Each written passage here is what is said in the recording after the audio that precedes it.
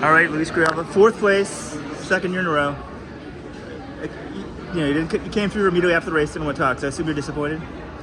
Yeah, I just feel like I had to feel my emotions and kind of process it on the cool down and through the drug testing protocol. But yeah, it's last year I got fourth and I was on top of the world. This year I got fourth, and I think it's a hard love.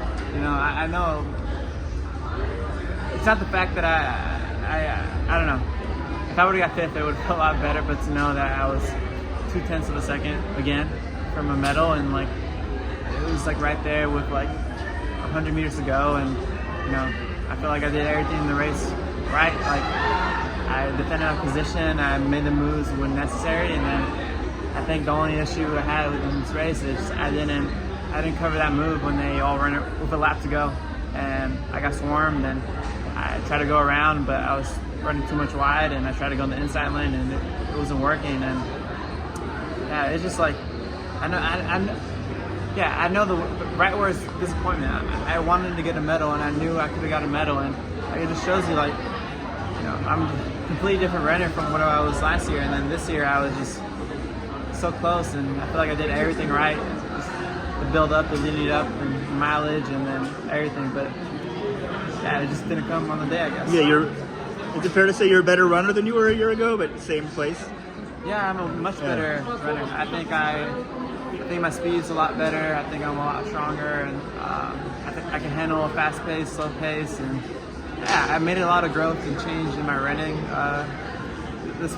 within the span of a year, and I feel like I made a lot of gains, and it's hard because when you look at the results, there's 8 guys within the second. Right. I don't know what the last lap was, but I heard it was a 2:20 last K and 52 last lap maybe. I think Yanko's 52 something. Yeah, it was 52, so I was right there with him. It's just I think at this level it's literally about positioning, and it's not about who can run the fastest the last lap. It's literally about positioning. Right. And maybe it cost me a lot more to go around guys who had to jump on me on the start. Earlier you were up there third spot. I feel like you were. Yeah. I'm like, oh, Luis is putting himself in a good spot. Yeah. And then, so you're saying at the bell, when did you get swarmed? I got swarmed right at the bell. They just came around you, or Yeah, I tried to go around Aragawi, but he put a really hard move, and it was really hard to go around him. And I just feel like in that position, I missed one position. I should have went around Aragawi and should have just made a really hard move with a lap to go, and I just didn't because I think I was a little bit not scared, but I just didn't know what to expect that last lap, because I wanted to not save it for the end, but I wanted to I think you don't want to go too early. You don't want to go too early, but 52 seconds with the guys closing the 800. Yeah. It's right there. So they kind of go. Talk us through the last 300.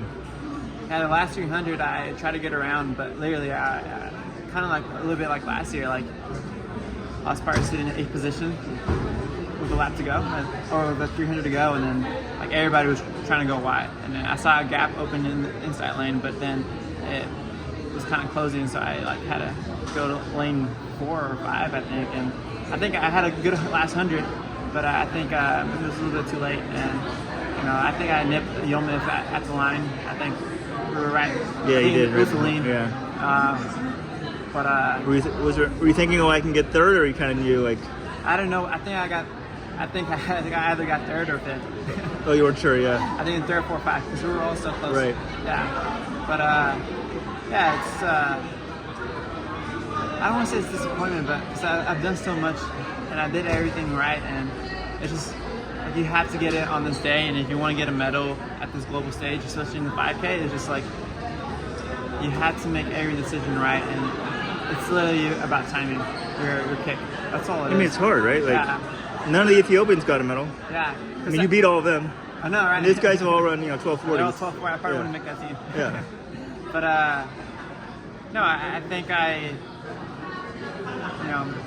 maybe it's a blessing in disguise again, because Olympic years next year, so I know I got a lot left in the tank, and I know I can make more. I can excel more in my running, and I can do more. What about the rest of the season? Yeah, the rest of the season I actually got Zurich in 5 days, so that's a quick turnaround. Try to treat it like another Olympic or world final, or whatever, and then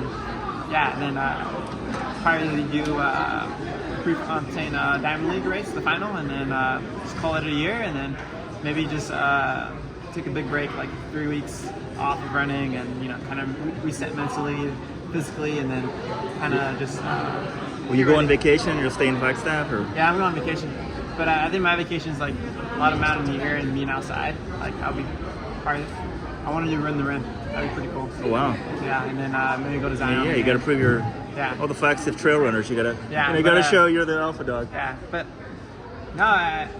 leading up to Worlds, I had a good build up. I came back from Europe, had a good 7 weeks in Flagstaff, and feel like I knocked every workout lights out. But I'm still feeling a lot of the emotions, and it's bittersweet. Like no one wants to finish 2 years in a row, but someone.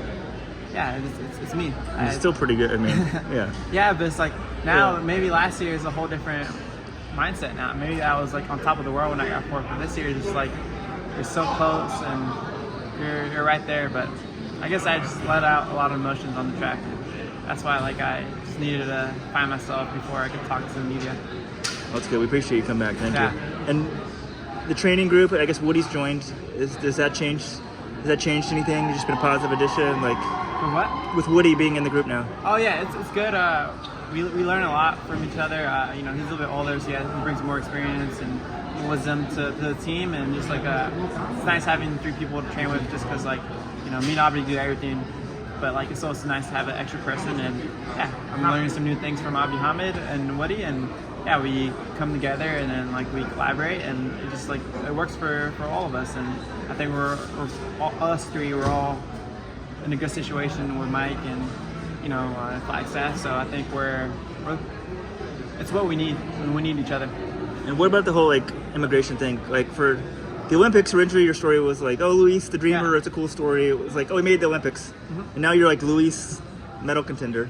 But how can you leave the country anytime you want? Is that still easier? Is that? No, it's still hard. I mean, we had a process.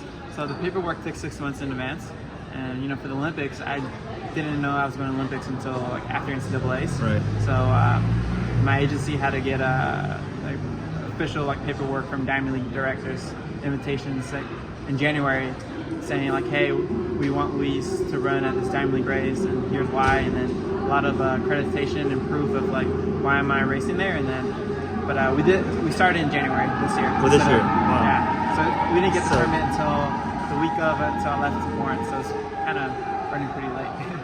Crazy. Yeah. But when is that supposed to be resolved, or do you have any idea?